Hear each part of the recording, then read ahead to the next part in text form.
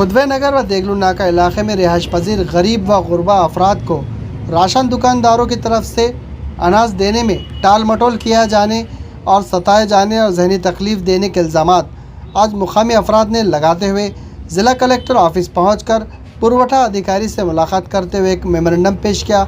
मुकामी अफराद ने मज़ीद इल्ज़ामात लगाए कि राशन इस्तेफ़ायदा कुंदगान के राशन कार्ड में नामों को इंदराज नहीं किया जा रहा और टाल मटोल किया जा रहा है, ये भी इल्ज़ाम लगाया। इसी तरह मुतल्लिक़ा इस्तेफ़ायदा कुंदगान ने नांदेड़ तहसील दफ्तर पहुंचकर मुतल्लिक़ा ज़िम्मेदारान को एक मेमोरेंडम पेश करते हुए अपने मसाइल से वाकिफ़ करवाया। वाज़ेह हो कि ये मेमोरेंडम साबिक़ डिप्टी मेयर अब्दुल गफ़्फ़ार की ज़ेर निगरानी में समाजी खिदमतगार सैयद मुस्तफ़ा, शेख मोहम्मद शकील, सोहेल ख़ान, अब्दुल फ़हीम, सैयद आबिद अली व दीगर अफराद की मौजूदगी में दिया गया। मुतल्लिक़ा ज़िम्मेदारान ने इंतबाह दिया कि इनके मसाइल को जल्द अज जल्द हल नहीं किया गया तो वो ज़िला कलेक्टर दफ्तर के सामने एक एहतजाजी धरना मुनज़्ज़म करेंगे। आज हम जिलाधिकारी कार्यालय हमारे कलेक्टर साहब और पुरवठा अधिकारी को एक मेमोरेंडम दिया गया है।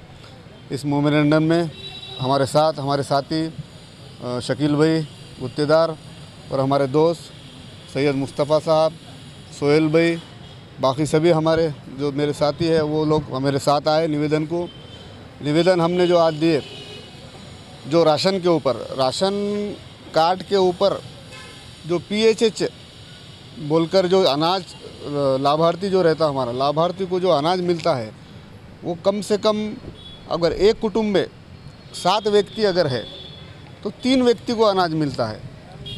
बाकी के जो व्यक्ति रह जाते उनका डाटा एंट्री नहीं है बोलकर दुकानदार वहाँ पर उनको वापस करता। उसके बाद में वो लोग गौर गरीब यहाँ पर ऑफिस के चक्रा मारते और यहाँ पर सही तरीके से उनको लोग गाइड नहीं करते। अधिकारी को लोग जाकर मिलते मगर उनको सही तरीके से उनको बोला नहीं जाता कि भाई क्या करना है। अब मुझे बताइए कि पिछले साल 1.5 साल से लोग जो यहाँ पर डाटा एंट्री के लिए चक्रा मार रहे हैं तो प्रशासन की तरफ से बार बार एक ही बात आ रही है कि भाई डाटा एंट्री बंद है। और हमारे जो नज़र में आया, क्योंकि हमारे जो सामाजिक कार्यकर्ता सैयद भाई होए और शकील होए, ये लोग जब ये लोगों के जो काम लेकर यहाँ पर आते तो समझ में आया कि भाई डाटा एंट्री बंद है। तो फिर रात में 6 बजे के बाद, शाम में ऑफिस बंद होने के बाद वो ऑफिस में फिर वापस जो हमारे डाटा एंट्री करने वाले अधिकारी है, जो भी अधिकारी, वो बैठकर जो यहाँ पर जैसा कि दुकानदार हो और कुछ दलाला हो उनके साथ मिलकर मिली भगत कर जो पैसे देता उसका काम किया जा रहा है। और जो रोज़ मजदूरी करने वाले गौर गरीब जो चक्रा मार रहे अनाज के लिए, जिसका उनका हक़ है।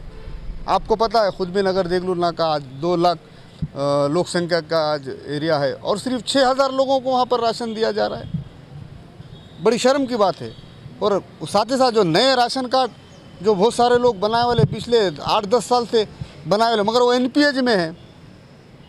गवर्नमेंट के पास अनाज रहने के बावजूद भी लोगों को अनाज नहीं दिया जा रहा, तो फिर अनाज जा रहा कहाँ? तो इसकी चौकसी होना चाहिए। और खुसूसी पुरवठा विभाग जो है वहाँ पर जो लोग डाटा एंट्री के लिए आते हैं उनको सहूलत मिलना चाहिए। और जो दुकानदार हो वहाँ पर जो ब्रोकर्स हो जो लगाए वाले, इनको रोकना चाहिए और वहाँ पे CCTV वगैरह रखना चाहिए अधिकारियों ने।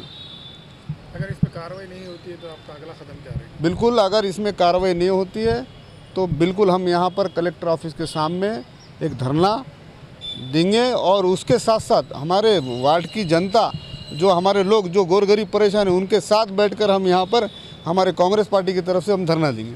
हमारा जो देगलू नाका विभाग है तकरीबन 40,000 लोक बस्ती का विभाग है, लेकिन 40 साल से आज तक वहाँ सिर्फ 4 दुकानें खुले वाली दिखती।